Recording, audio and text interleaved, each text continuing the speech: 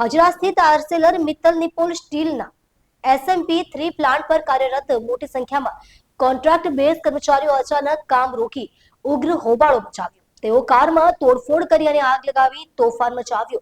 આ ઘટનાને પાણીપતમાં એક કર્મચારીના મોતનો વિડીયો વાયરલ થયા બાદ આક્રોશ ફેલાયો હોવાનું માનવામાં આવે છે.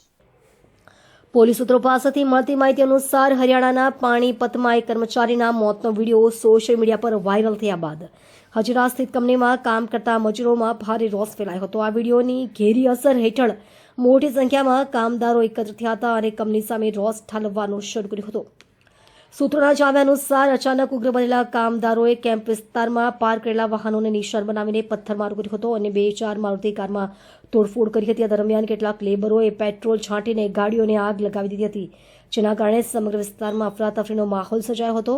ઘટનાની જાણ થતાં જ સ્થાનિક પોલીસની ટીમ ઘટના સ્થળે દોડી આવી હતી. પોલીસે પરિસ્થિતિ કાબૂમાં લેવા લાઠીચાર્જનો આશરો લીધો હતો અને મોટી સંખ્યામાં કામદારોને વિસ્તારથી હટાવ્યા હતા. ફાયર બ્રિગેડની ગાડીઓએ પહોંચીને સળગતી ગાડીઓ પર કાબુ મેળવ્યો હતો. વધુમાં પોલીસે જણાવ્યું હતું કે હજી સુધી કોઈની ધરપકડ કરવામાં આવી નથી, પરંતુ હિંસામાં સામેલ લોકોને ઓળખવા માટે CCTV ફૂટેજની તપાસ કરવામાં આવી રહી છે.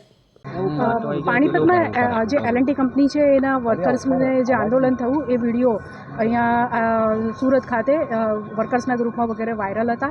એને લઈને એ લોકો પણ પોતાની માંગણી સંતોષવા માટે સવારે હડતાલ પર બેઠા હતા, જે અંગે પોલીસને જાણ થતાં પોલીસ દ્વારા તાત્કાલિક તેમની સાથે વાતચીત કરીને સમાધાન કરવાનો અને સમજાવવાનો પ્રયત્ન કરેલ.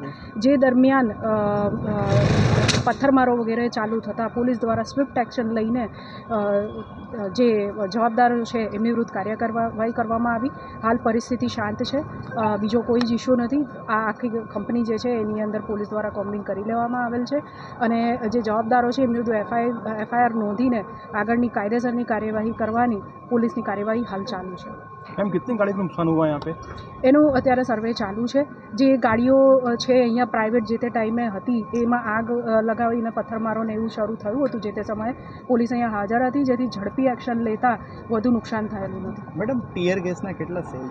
70થી વધુ ટીયર ગેસના શેલ પોલીસ દ્વારા છોડવામાં આવેલ છે. ઓકે.